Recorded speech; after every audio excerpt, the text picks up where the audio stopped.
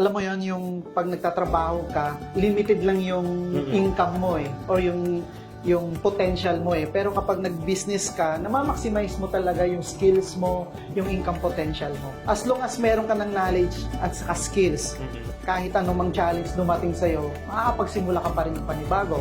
Yun na yung bumubuhay sa akin ngayon, na kahit sa bahay lang ako, pwede akong kumita. Diba? Actually, it's all about one decision away ka lang. Kung magde-decide ka ngayon, sisimulan mo na, hindi mo sasayangin ng oras, malay mo, 6 months from now, ito na pala resulta mo.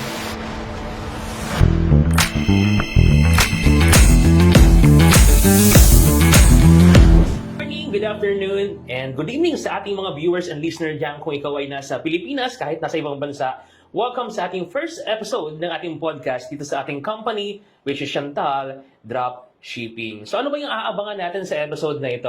Kung ikaw ay isang negosyante or gusto magsimula pa ng isang negosyo at gusto mong mas magkaroon pa ng idea or knowledge kung paano mag-grow yung business mo ngayon, then this video ang para sa iyo. Bali, nag-invite tayo ngayon ng isang guest. Mamaya, makikilala natin siya at paano niya tayo mai inspire sa kanyang kwento, matutulungan tayo. Lalo na syempre sa mga gusto magsimula pa lang ng kanilang mga dropshipping business. By the way, this is your coach, Chester Rosales, at ako yung mga kasama nyo ngayon sa episode na ito para makausap natin at mas makilala natin kung sino ba yung ating guest speaker. Okay, ang ating na-invite ngayon, walang iba, ang ating mentor by profession. Isa siyang civil engineer at dating staff sa isang government agency, tama ba?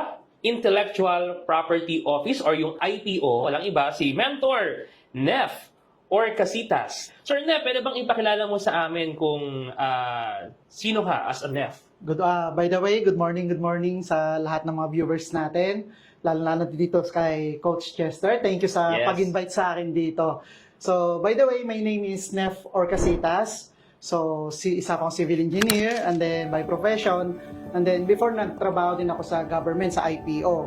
Sir Nef, bilang isang civil engineer by profession, and then ngayon, isa ka ng online negosyante. Parang ang layo, di ba? Isang engineer, yun yung napag-aralan mo, tinapos mo, tapos naging former staff ka rin sa IPO. Bakit ngayon, isa ka ng online negosyante? O bakit mo naisipan na, bakit mo naisipan na pasukin yung mundo ng pagnenegosyo kahit na meron ka namang professional?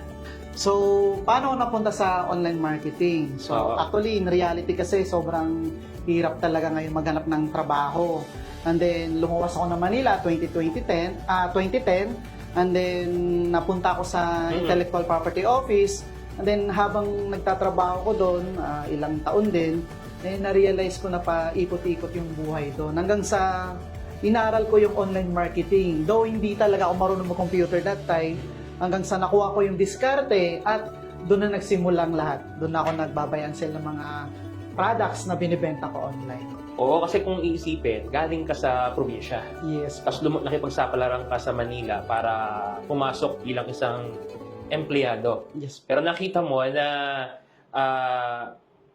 yung negosyo, yun yung parang pinakatingin mo, magiging maganda yung future mo sa pagnenegosyo, tama ba? Tama po, oo. Kasi, alam mo yon, yung pag nagtatrabaho ka, limited lang yung income mo or yung potential mo Pero kapag nag-business ka, namamaximize mo talaga yung skills mo, yung income potential mo. Kaya, bago naman ako napunta sa pagnenegosyo, inaral ko muna, nagkaroon muna ako ng part-time, hanggang sa natatapatan na yung kinikita ko sa trabaho ko. That's the time na nag-resign ako at nag-full-time na ako ngayon sa online business na hawak ko ngayon. We're not against employment system, pero yun nga, tama yun nabanggit mo, na kung talagang gustong ma-develop pa yung skills mo at mas lumaki yung income mo, why not magnegosyo ka rin? Yes. Pero ano mapapayo mo? If ever, di ba, meron tayong mga listeners, viewers din na ngayon, empleyado sila, pero hindi nila maiwan-iwan yung pagiging employee, pero gusto nila magsimula ng negosyo. Yes. Actually, ang gagawin mo lang naman, kung syempre, kung sa work, alam mo naman na hindi sapat yung kinikita mo, gawa ka lang, lahat naman tayo may mga libreng oras So, gagawin lang natin that time, those free time, hanap lang tayo ng mga other source of income na pasok sa interest natin, na pwede tayong kumita na hindi kakain ng malaking oras. So, kapag napalago mo yon, that's the time na mag-decide ka kung ano na yung priority mo sa sa buhay mo, kung business na ba or magwo-work ka pa rin ba. Nasa sa Oo. inyo po yun. Kasi ako naging empleyado rin ako before, no? And na-observe ko rin, totoo naman talaga to, no? Ikaw, alam mo to, na karamihan sa mga Pilipino ngayon, after nila pumasok, ano ba yung next na gagawin nila pagka-uwi? Usually, magre-relax, oh. Yes. Karapatan naman talaga nila mag-relax kasi pagod. Mm. Diba? Pero, gusto mo bang sabihin na imbes na maghanap sila or aksayahin nila yung oras nila doon sa ibang bagay na walang kabuluhan, like maglalaro or maglilibang lang kung ano-ano, punta kung saan-saan, tatambay, pwede pa nilang gamitin yung oras na yon Yes, para tama. mag-develop ng skill or mag-part-time or sideline. Tama ba? Yes po, oo. So ako that time, ganito kasi talaga, paano ako napunta sa business? Ganito kasi reality sa work eh. Di ba yung sahuran natin, kinsenas, katapusan, pagkatanggap mo na 15 ng sahod, 1 to 3 days lang, ubus na. Oo, And sabi then- nga nila, diba, yung sahod, may apelyido na or may pirma na. Kasi hindi pa nga nabibigay, Yes. hindi pa sumasahod, meron ng may-ari ng sahod mo. Tama. Sabi nga nila, hindi mo pa natatanggap, may babayaran ka na. Oo, paikot-ikot Oo, na. di ba? So pagdating na 30, 1 to 3 days lang, ubus na. Kaya ngayon, paikot-ikot ang buhay sa ganong senaryo. Mm-mm. Paano ka makakalis doon? So kailangan mo talaga may gawin kang bago. Sabi nga nila, walang mangyayaring pagbabago kung wala kang gagawing pagbabago. Oo. Kumbaga, umpisahan mo sa sarili mo. Mm. Hindi naman pwedeng mag-adjust yung paligid, no? Tapos, Yes. ikaw mismo hindi ka kumikilos. So maganda maganda yung message ni Mentor Nep na gamitin natin yung extra oras natin para mag-develop ng bagong skills or maghanap ng mga pwedeng pagkakitaan at pandagdag doon sa income natin. Ayan. So ikaw as dati kang 'di ba nasa office ka and then may pinag-aralan ka naman, ngayon nagnegosyo ka. So kamusta yung first, 'di ba, yung unang yugto ng pagnenegosyo mo? Kasi hindi naman lahat ng nagnenegosyo agad successful, 'di ba? Tama. Pero ikaw kamusta? Kamusta yung pinakaunang yugto ng pagnenegosyo mo? Kamusta yung anong nangyari? Actually, ang good news diyan, mahirap. Good news, pero good news kung narinig yun na mahirap good Kasi news. alam nyo yon yung isa sa pinaka baby na company na tinayo ko. Actually, pa-take off na yun eh. Nagkaroon lang talaga ng pandemic. Ngayon, ang thank God pa rin kasi kahit papaano, alam mo yon yung mga challenges na binibigay, nalalagpasan pa rin natin. At ang pinaka-importante kasi doon sa ginagawa natin ng mga failure is yung lessons at learnings na matututunan Tama. natin. Na pag nag-start tayo ng panibago, naiiwasan na natin yung mga mistakes natin. So you're not starting from scratch. Yes. Oo, You're starting tama. from experience. Opo. Oo, kasi maganda yun speaking of COVID, COVID-19, ang dami talaga na negosyo na nagsara Yes. because of COVID. Pero like kung napag-usapan namin to na kahit na maraming mga business na nagsara, meron pa ring mga negosyo na talagang nag-boom naman nung pandemic. Yes. Maliban sa face mask at face shield, baka sabihin nyo, yun yung negosyo na talagang nag-click nung pandemic. Pero, yun nga, kahit na nag-COVID-19, o sabihin na natin na meron mga challenges doon sa tinayo mong negosyo, pero paano mo nalagpasan yun? Actually, ang kailangan mo lang naman gawin pag nag-fail ka, bangon ka lang, and then magsimula ka ulit. Then, this time, meron ka ng experience kasi. Kaya, alam mo yon, as long as meron ka ng knowledge at saka skills, kahit anumang challenge dumating sa'yo, makakapagsimula ka pa rin ng panibago. So, ayun, dahil kahit dumaan yung pandemic, nagamay ko na yung online marketing, yun na yung bumubuhay sa akin ngayon. Na kahit sa bahay lang ako, pwede akong kumita. Sabi Okay. nga nila, 9 na beses kang nadapa, 10 beses ka bumangon. May sukli pang isa.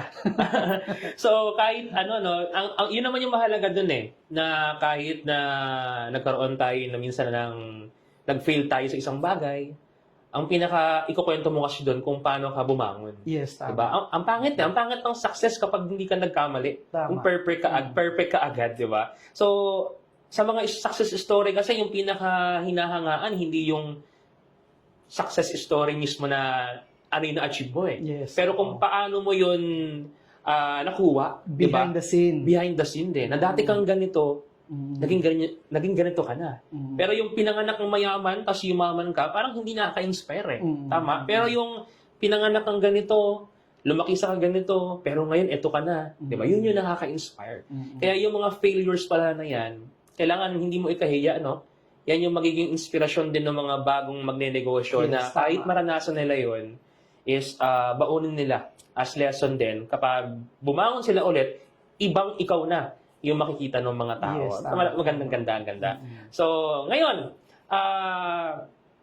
kung nabanggit mo kasi kanina na nag-online ka na, Tama. nag-online ka na ng negosyo. So, paano mo siya inumpisahan? Kasi 'di ba, hindi naman lahat tayo is techie agad, marunong na agad. Pero paano ka na introduce na mag-online or mag-online marketing or sa e-commerce? Actually, meron akong mentor before na nag-online marketing na siya. So, kumbaga, sabi niya, bro, iba na kasi yung technology ngayon, iba na yung innovation ngayon. So, kung i-apply mo pa rin yung traditional, aabutin ka ng siyam-siyam doon bago ka magka-resulta. So, why not gawin mo tong online marketing? So, kung wala akong idea sa online marketing, lahat naman kasi naaral eh. So, inadapt ko lang siya, inaaral ko yung paggawa ng creatives, mga graphic designs, video editing, photo editing. Alam mo yon yung paggawa ng mga advertisement. Hanggang sa along the way na nade-develop ko siya hanggang sa parang yung ilang taon kong inaral, pwede ko na lang ituro sa iyo ng mabilisan na lang. Okay? Na makakatulong talaga sa iyo kasi iba na talaga yung technology ngayon. Online marketing na talaga ngayon, labanan ngayon sa Parang business. parang ang layo. Engineer, tas Yes. ngayon, nagde-design ng creatives, anong platform gamit mo ngayon? Kanban, Photoshop. Photoshop, di ba? Engineer, nagkakano Photoshop, ngayon nag-advertise na din. Pero, matanong ko lang, ano ba yung negosyo mo ngayon sa online? Actually, nasa dropshipping business ako ngayon. Ang kagandahan, yan nga yung gusto ko sabihin kanina na yung dropshipping, pandemic proof. Oo. Di ba? Paano mo nasabi? Kasi yung products kasi natin sa dropshipping is related sa health, sa food supplement. Kaya pwede tayong mag-deliver ng mga products natin door to door na hindi tayo during pandemic na dadaba tayo sa checkpoint or i-hold tayo, hindi. Kasi more on vitamins yung products natin. More on food supplement. So, speaking of dropshipping, no? Kung ito yung ginagawa natin sa ngayon, dropshipping, ano yung pinaka nagustuhan mo sa dropshipping bukod doon sa pandemic proof? Kasi ngayon, hindi na masyadong ramdam yung pandemic na pinagdaanan natin. Pero ngayon, ito na yung, parang next season na after ng pandemic, ito na tayo ngayon. Ano yung nagustuhan mo sa dropshipping? Ako, marami. Unang-una, di ba, yung mga traditional na business, pag may bibenta kang product, bibilin mo sa office, bibit-bitin, dadali mo sa kakilala mo, o ipapadala mo sa mga courier. Pagod. This time, hindi. Gamit lang ang cellphone mo, kahit nasa bahay ka, nasa bakasyon, nasa biyahe ka, pag may order ka, diba, magpo-post ka lang ng mga products mo, mga benefits, pag may order, input mo lang yung details ng customer mo doon sa shop mo, doon sa dropshipping account mo, yung product na gusto niya, at company na magde-deliver mo. Yun. Cash on delivery, door to door, and then free delivery pa yon. Tapos kapag na-deliver na, papasok na yung income mo, it's either sa bank mo or doon sa mga e-wallet natin na online. Oo, kasi nalala ko dati, no? Kasi ako mismo, nag-traditional din ako na business. Eco bag yung dala namin, tapos Yes. naghahakot ng product. Yun, papadala tayo sa ano. Actually, yun yung noong time na before pandemic, hindi pa uso yung cash on delivery nun, bro. Ang nangyari, every client namin, kailangan namin ma-close yung deal ng payment first. Yes. Maniwala sila na Oo. magbayad muna sila. Kasi hindi pa uso yung cash on delivery. So, hawak namin yung product, sisingilin namin sila. Ang hirap, hassle. Pipila kami sa courier. After pumila ng courier, takbo naman sa remittance center para i-claim yung payment ni client. Tapos punta na naman sa supplier. Tama. Kukuha ng product, uuwi sa bahay. Paikot-ikot yun everyday. Nakakapagod. Pero nabanggit mo, tama, yung dropshipping, malaking tulong talaga. Pero baka kasi isipin ng iba sa mga viewers natin na nanonood ngayon, no? Paano ba mag-start ng dropshipping? Kailangan ba ng malaking kapital dyan? Kailangan ko bang maglabas ng malaking pera para magsimula sa dropshipping?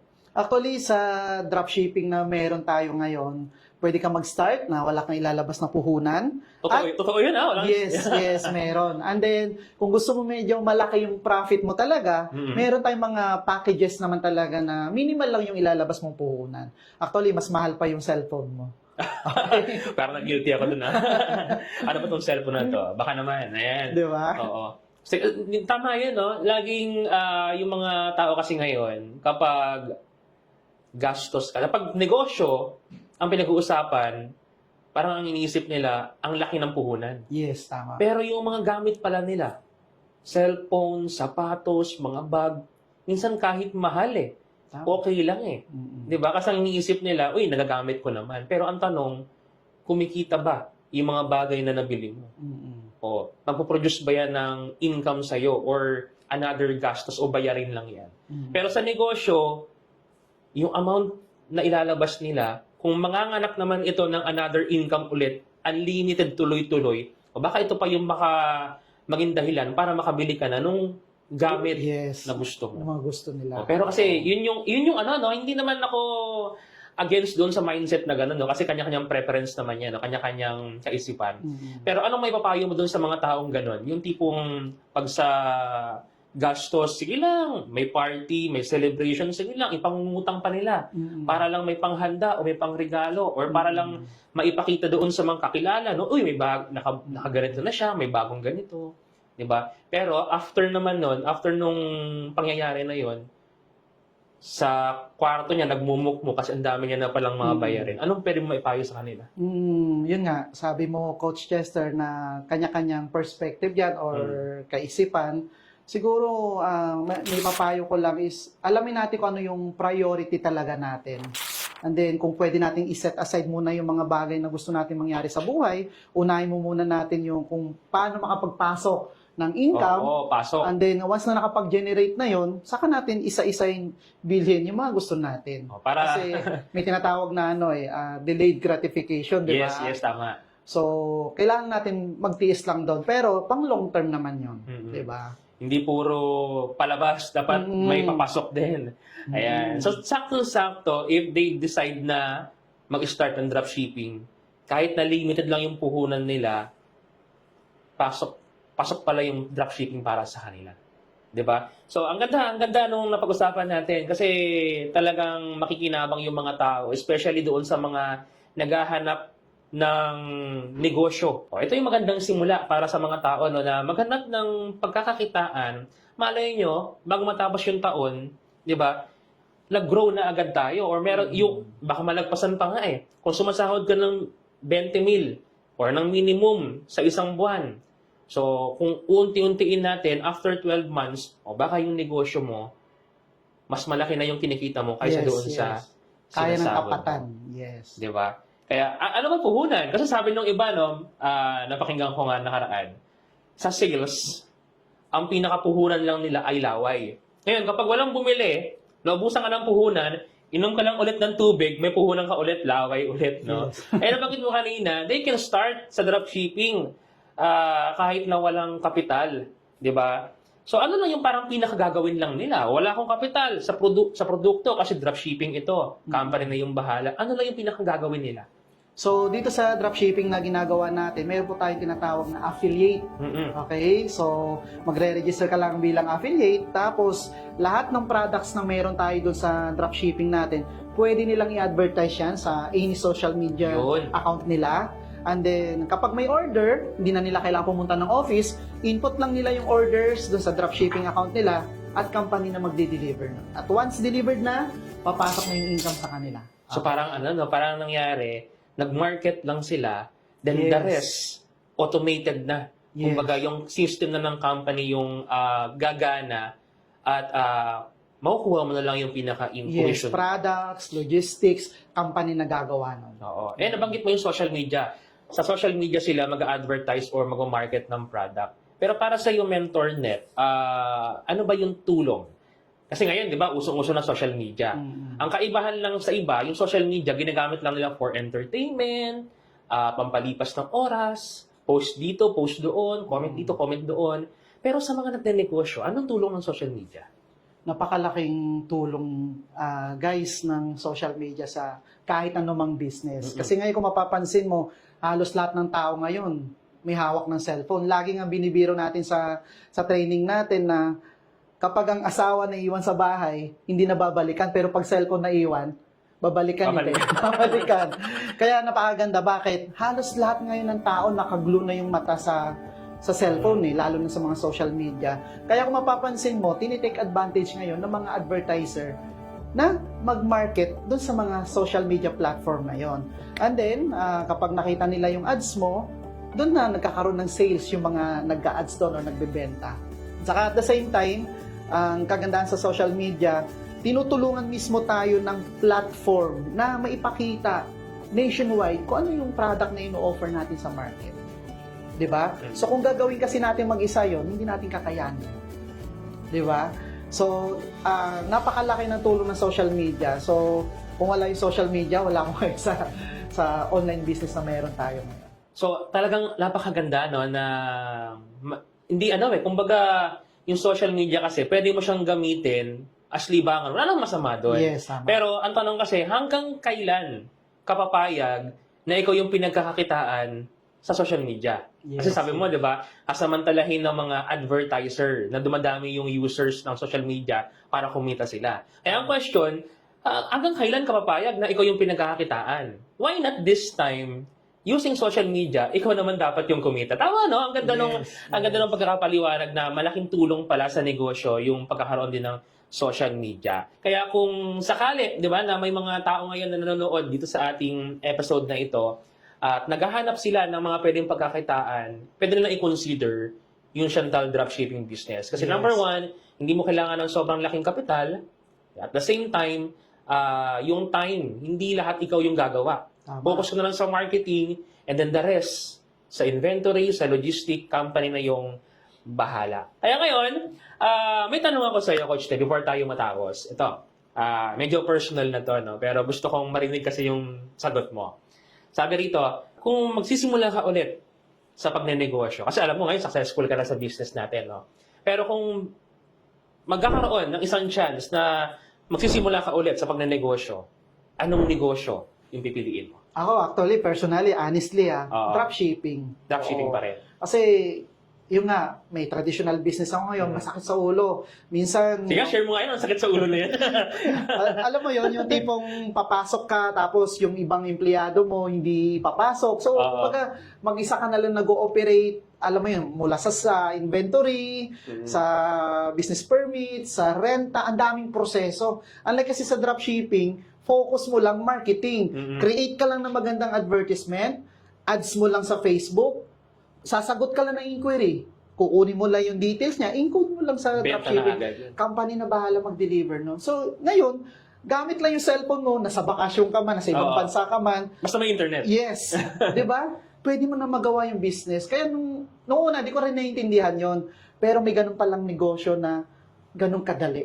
'Di ba? Pero syempre, sa una, hindi naman ganun kadali talaga. Pero pag nagamay mo na, Kailangan mo na aralin smooth talaga. na talaga yung business mo. Kaya, yun nga, speaking of sa una, hindi talaga madali, which is, yan din yung nagiging reason din ng iba, bakit sila takot na sumubok. Yes. So ngayon, ano pwede mong ma-advise dun sa kanila, no? Na yung mga tao, nakita nila, may kumita na, proven effective, may naging successful, maganda yung negosyo, madali na lang.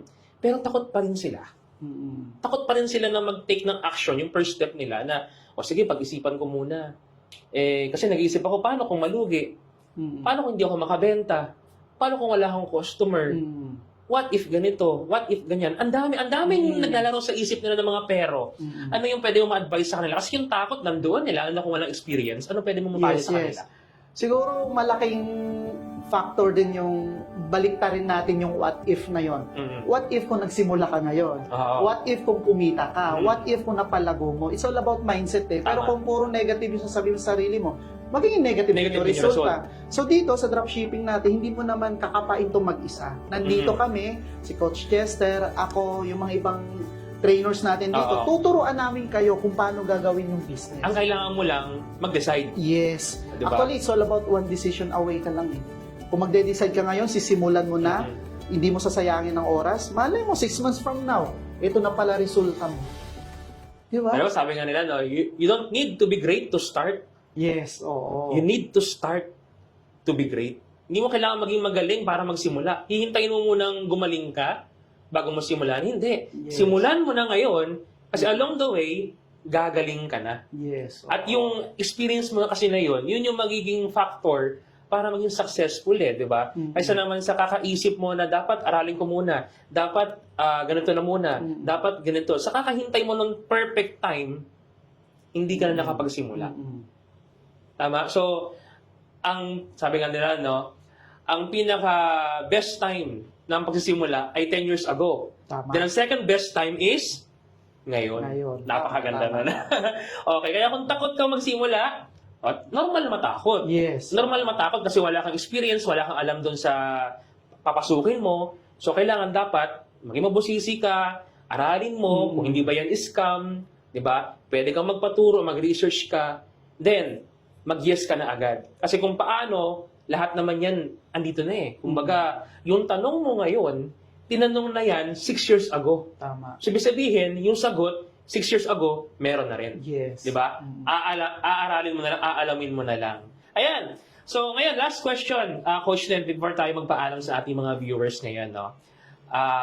Kung gusto nilang maging successful, napakaraming distraction, napakaraming mga offers sa labas, napakaraming pwede nilang unahin, pero kung gusto nilang maging successful sa negosyo, anong mindset dapat ang meron sila? Una-una, malaking factor din yan kung ano yung hilig or interest mo. So dahil marami tayong nakikitang distraction sa labas, focus ka muna kung ano masaya kang gawin, Yes. mahal mong gawin. Oo. At yun lang muna tutukan mo, palaguin mo, at syempre kapag focus ka kasi talaga, makapag-isip ka ng magagandang idea, paano mo mapaangat yung business na gusto mong gawin. Yun lang yung simple. May passion ka. Yes. Kasi Oo. number 1 kung gusto mo yung ginagawa mo, hindi nakakapagod. Yes. Physically nakakapagod. Pero, spiritually, saka sa isip natin, kapag gusto natin yung ginagawa natin, nai-enjoy mo Diba? Hindi ka napipilitan gawin yung isang bagay. Kasi, kahit nasabihin natin na ang dali lang ng ginagawa mo, pero kung ayaw mo, Tama. ang hirap. Oo. Pero kahit sabihin mo nakakapagod, mahirap, pero kung gusto mo, wala, nai-enjoy mo yung proseso. Katulad ng ginagawa natin, nag-o-offer tayo ng libreng training. Sabi nga ng sikat na mentor natin sa Pilipinas na kapag passion mo, kahit di ka nabayaran, okay lang Oo. binabayaran ka pa. Di bonus na yun. parang ito ngayon, di ba? Diba? Kanina, before tayo magsimula, paano ba tayo magsisimula? Nakakaba. Pero Oo. ngayon, parang ang hirap na tapusin. Ilang minuto na ba kami? Ayan. So, again, maraming salamat, Coach Nep, Mentor Nep.